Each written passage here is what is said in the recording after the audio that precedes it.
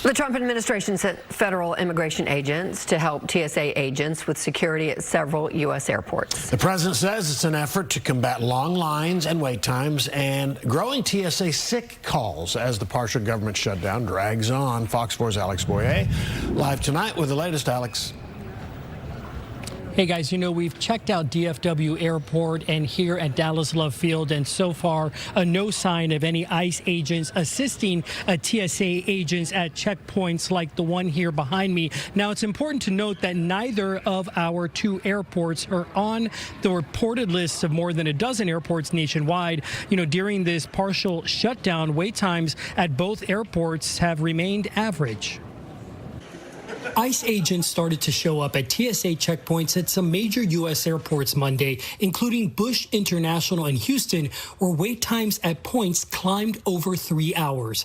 President Donald Trump says ICE is there to assist TSA agents, as some 400 officers have quit so far during the partial government shutdown. We just put ICE in charge, and they're helping TSA, the agents, and they're working together so far very well. I actually suggested that in the airports they take off their masks, and they did that in the airports. ICE agents have also been seen at Hartsfield-Jackson Airport in Atlanta and JFK Airport in New York. Their role has not been defined. This is really disturbing.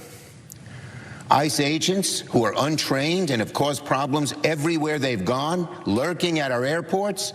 We're really seeing the massive implications of this partial shutdown starting to play out. Kenny Nastro is a travel expert. 14 airports are on that reported initial list. That list does not include DFW Airport or Dallas Love Field, where TSA wait times remain average. I'm not surprised that these airports are impacted and are seeing what is supposed to be a Band-Aid right now, for this scenario of these ICE agents getting deployed to them.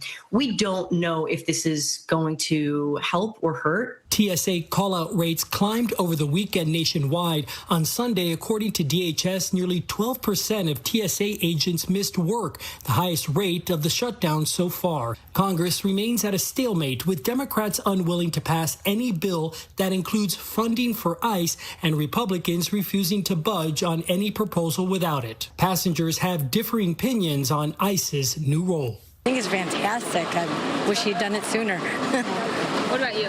Yeah, using the resources that are available. I mean, that's what you got to do. I don't think it's a good idea.